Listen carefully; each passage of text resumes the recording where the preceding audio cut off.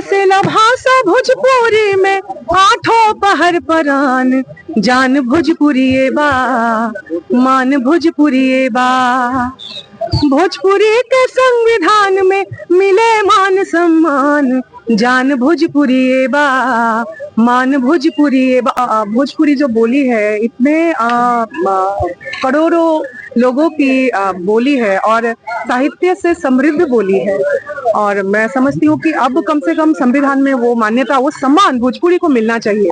और अभी भी हम लोग शांतिपूर्ण तरीके से ही हम लोग सब लोग एकत्रित हुए। मैं सांस्कृतिक कर्मी हूँ, तो मैं तो संस्कृति की ही बात करूंगी। और भिखारी ठाकुर जी से लेके महेंद्र मिश्र जी से लेके कबीर साहेब जी की जो भी रचना है, वहाँ भी वो भी मूलतः भोजपुर पूर्वांचल के क्षेत्र से।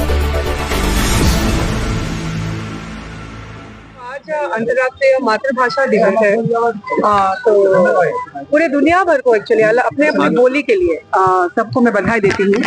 और इसी कड़ी में एक्चुअली आज हम लोग यहाँ पे जंतर मंतर पे धरना में बैठे हैं शांतिपूर्ण तरीके से, कि अब भोजपुरी जो बोली है इतने करोड़ों लोगों की बोली है और साहित्य से समृद्ध बोली है, और मैं समझती हूँ कि अब कम से कम संविधान में वो मान्यता, वो सम्मान भोजपुरी को मिलना चाहिए।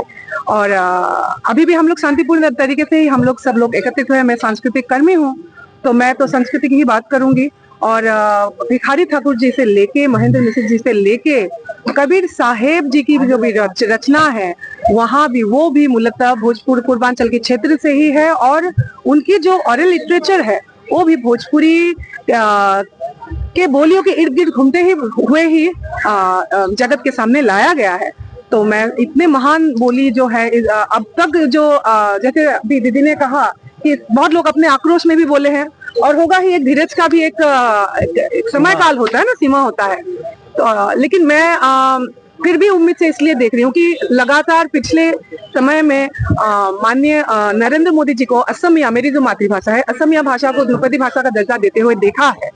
और माननीय योगी जी को खासकर विधानसभा में एक जो भोजपुरिया माहौल में सब जो एक माननीय विधायिका, नाम भूल रही हूँ उनका, इतने अच्छे से चाव से केतकी सिंह जी, आप लोग जो भोजपुरी बोली में जो पार्लियामेंट विधानसभा के अंदर आप जब भाषण में भोजपुरी का इस्तेमाल करने लगे, तो वो मैं इसको पॉजिटिवली देख रही हूँ। और इस नाते मैं उम्मीद कर रही हूँ कि बहुत जल्द आठवीं सूची में हमारे भोजपुरी बोली को भी भाषा की मान्यता मिल जाएगी। मैम देखिए 10 साल बीत गए, तो अभी तक आप लोग शांतिपूर्वक कर रहे थे धरना प्रदर्शन, अब क्या किसी और मुकाम पर हम लोग देखेंगे प्रदर्शन को? बिकॉज अभी भी 10 साल तक आप लोगों ने बार बार चर्चा की, 10 साल बीत गए, तो इसके आगे आप कैसे?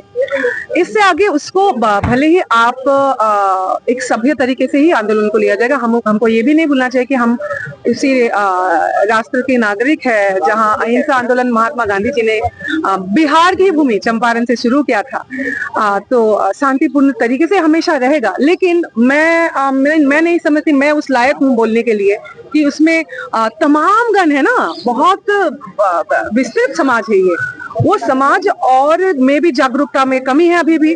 खासकर जो यंगस्टर्स है, जो नई पीढ़ी है, नई पीढ़ी में सबसे बड़ी ताकत होती है उस पीढ़ी को अपने कल्चरल और लिंग्विस्टिक जो आइडेंटिटी होते हैं, भाषिक परिचय, मेरा भाषिक परिचय में क्या है दुनिया में, शायद उस आग को हम लोग बहुत अच्छा से उनके सामने लेके नहीं। मैं तो अपने अंदर देखूंगी मुझसे क्या कमी कहाँ रह गई है सांस्कृतिक रूप से, मैं और क्या कर सकती हूँ। तो ये तो शांतिपूर्ण ही रहेगा, लेकिन मुझे लगता है अब बहुत जल्दी इसका हमको रिजल्ट देखने को मिलेगा। Thank you ma'am, thank you so much. Ma'am दो लाइनें कोई आज के दिन आप सुना दीजिए, क्योंकि आप कलाकार हैं। और बस तो मैं भोजपुरी भाषा की ही बात करूंगी, उसी में गाऊंगी कि बसेला भाषा भोजपुरी में आठों पहर परान, जान भोजपुरी बा मान भोजपुरी बा। भोजपुरी के संविधान में मिले मान सम्मान, जान भोजपुरी बा मान भोजपुरी बा। और एक बात, हमारी नरमीपन को भीख नहीं समझा जाए। स्टेटमेंट आपका बोल्ड होना जरूरी है, उसको उग्र और गुस्से से बोलना ही मतलब वो आंदोलन हो गया, ऐसा नहीं है। वो जो क्रांति है महात्मा गांधी जी ने जब शुरू किया था, उन्होंने आंखों से उस क्रांति को व्यक्त किया था। तो मैं समझती हूँ कि ये भीख नहीं है, ये हक की ही बात हो रही है। लेकिन क्योंकि हम लोग पढ़े लिखे एक सभ्य समाज से आते हैं, तो हम तो अशांतिपूर्ण कोई भी तरीका अपनाने से रहे, वो नहीं हो पाएगा। खुशी की बात हुआ कि आज धरना प्रदर्शन भाई सबको एकत्रित एकजुट। आज धनंजय जी बोले हैं, मैंने बोली ना, अच्छा लग रहा हमारा ऐसे, कारण की पेट बचा में बोलल, बाकी जल छोटे में कपाल चले बोले दवा। तो पहले तो हम और कुछ बात में बोला, पहले हम भोजपुरी से बिलोंग करेंगे और सबसे वहां पर शादी रही जनते बनी।